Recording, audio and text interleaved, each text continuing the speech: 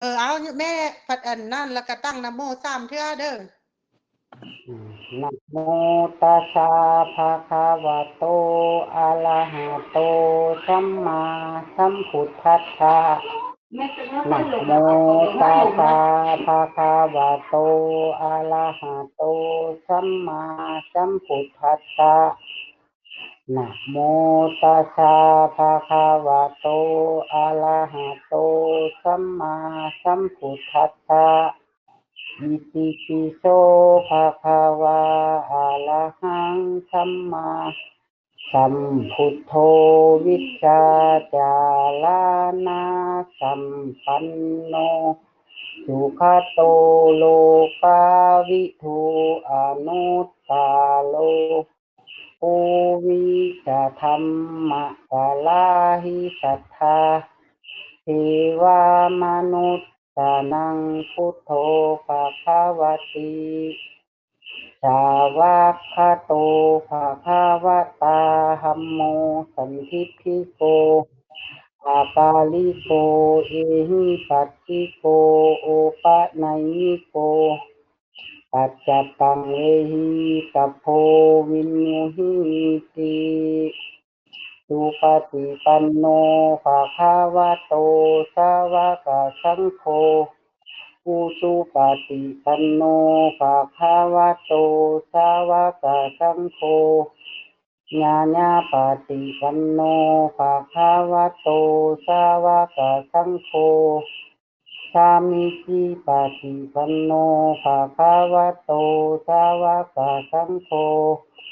ญะทิทังจัตตาริปุริสายุคานิอัฏฐะปุริสาปุคลาอิสาภะคะวะโตสาวกสังโฆอาหุไนโยปาหุไนโยทักขิไนโยอัญชลีกาละนิโยอนุตตาลังปุญญกิตตังโลกัสสาติสาธุสาธุสาธุอนุโมทนาบุญนะแม่เฮ็ดจังซี่แล้วไปตลอดแม่สิได้อยู่ดีมีแฮงนี่แม่กานอนอยู่หนังเหี่ยวมันบ่มีหรอกแล้วแม่ก็นอนสุดอยู่ไฟเขาเปลงไฟบ่ได้เบิ่งหยังนั่งสินอนแม่ก็สู้ได้คันเฮายามเฮาเจ็บเป็นเย็นไข้ แม่ก็นอนแม่ก็เบาแล้วมาเบาเฮงกันนี่หรอเวลาแม่มาแล้วแม่พนมมือพยายามเฮ็ดให้มืองามๆจังซี่เพราะว่าอันนี้มันหมายถึงว่า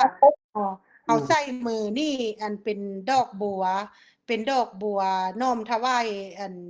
องค์พระพุทธพระธรรมพระสงฆ์แม่พยายามเฮ็ดมืองามๆแล้วก็เอาขึ้นให้อันประมาณนี้ประมาณนั้นแหละเฮ็ดงามๆจังซี่อันจังซี่คันบ่เอาหรือว่าเฮ็ดแปะจังซี่ก็บ่เอาแบบนี้ล่ะคล้ายๆดอกบัวจูมนะเห็นบ่นี่แม่จะซ้ำนั่นแหละบ่เฮิงก็ต้องขังแม่เอากายขึ้นหัวใจหน่อยนึงประมาณช่วงอกนั่นแหละประมาณนั่นแหละบ่แลบจังซี่ก็บ่เฮ็ดแบบซ้ำนะหั่นแหละจังซี่แหละเป็นดอกบัวตูมนี่เห็นบ่อธิบายถึงว่าเขาพนมงามเท่าใดนี่ยิ่งดีเพราะว่าหยังใส่มือเขานี่แทนดอกไม้ถวายน้อมถวายพระพุทธองค์พระพุทธพระธรรมพระสงฆ์ไม้ถึงแทนดอกบัวเอาน้อมจิตถวายเป็นอันดอกไม้ที่ว่าบูชาเพิ่นเพราะว่าบูชาที่ว่าสูงสุดที่สุดก็คือการแม่สูตรมนต์นั่นแหละเป็นจำพวกดอกไม้ของหอมบ่อีหยังหั่นเป็นอามิตรบูชาเลยคันถ้าว่าธรรมะบูชาแล้วก็คือการปฏิบัติธรรมสูตรมนต์นี่แหละบูชาหั่นให้แม่อันนั้นเอาเพราะว่า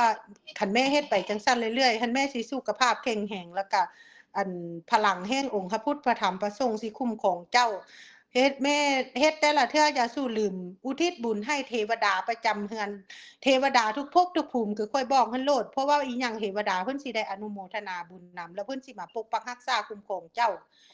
ก็สิอยู่ดีมีแฮงเพราะว่าแม่ต้องได้เฮ็ดแลกกันได้คันถ้าว่าแม่บ่สูตรมนต์ภาวนามันเพิ่นแล้วมาขอให้เพิ่นมารักษาให้อยู่ดีมีแฮงเพิ่นก็บ่อันนั้นก็แม่เอามือลงได้แล้วหั่นน่ะแม่เอามือจะลงหั่นน่ะแล้วอันอันแม่ต้องได้สูตรมนต์ภาวนาอันเป็นบูชาเพิ่นบูชาคุณเพิ่น เล่าที่หนูมัน บ่แม่นว่ากราบไหว้บูชาสักการะบูชาสักการะบูชาแล้วแม่นสักการะบูชาองค์พระพุทธพระธรรมพระสงฆ์พุ่นอันนี้เฮาบูชาคุณบูชาเพิ่นแหละแล้วก็ให้เพิ่นมาปกปักรักษาคุ้มครองเจ้า เพราะว่าคันเจ้าอยู่ดีมีแฮงจังซั่นเพราะว่าเจ้าต้องได้เฮ็ดไว้ย้อนหยังเดือน12นี่ค่อยไปแม่ก็สิได้มาให้เห็นแม่ได้อยู่ดีมีแฮงได้มา